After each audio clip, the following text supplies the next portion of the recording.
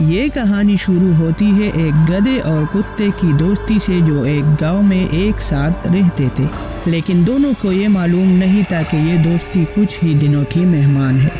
گدھے کا نام چاند تھا اور کتے کا نام کالو تھا۔ چاند محنتی تھا اور کالو بہت سست اور چالاک تھا۔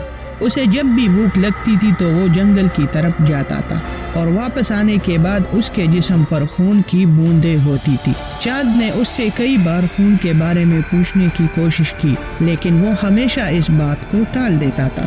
چاند اپنے دوست کے لیے بہت فکر مند تھا کہ کالو کچھ تو غلط کام کر رہا ہے جو مجھے نہیں پتا۔ تو چاند نے ایک منصوبہ بنایا۔ اگلے دن جب کالو جنگل کی طرف جا رہا تھا تو چاند نے بھی اصرار کیا کہ میں آپ کے ساتھ جنگل جاؤں گا۔ کالو کا اسے لے جانے کا من نہیں تھا، لیکن اس کے پاس اسے روکنے کے لیے کوئی بہانہ بھی نہیں تھا، اس لیے کالو اپنے ساتھ چاند کو بھی لے گیا۔ دونوں اکٹھے جنگل کی طرف چلے گئے۔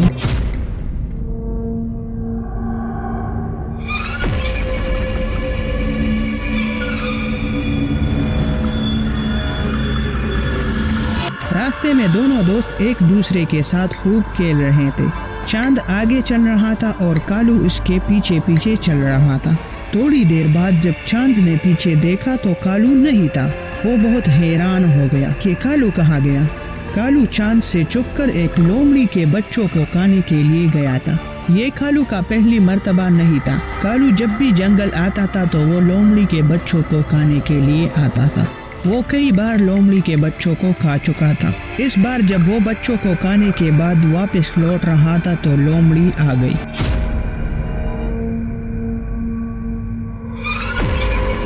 اس نے جیسے دیکھا کہ کالو نے میرے بچوں کو مار کر کھایا تو وہ بہت غصہ ہو گئی۔ کالو بھی اپنی جان بچانے کے لیے غصہ ہونے لگا تو لومڑی اور کالو ایک دوسرے سے لڑ پڑے۔ دوسری طرف چاند کالو کو ڈھونڈنے میں لگا تھا۔ اس نے سارا جنگل چاند مارا لیکن کالو نہیں ملا۔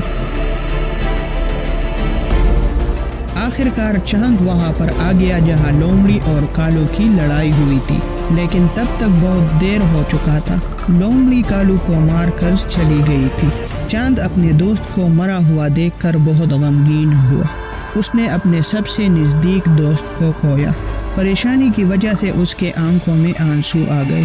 وہ بہت ہی پریشان واپس اپنے گاؤں آ گیا۔ اب اس کے پاس صرف کالو کی یادیں رہ گئی تھی۔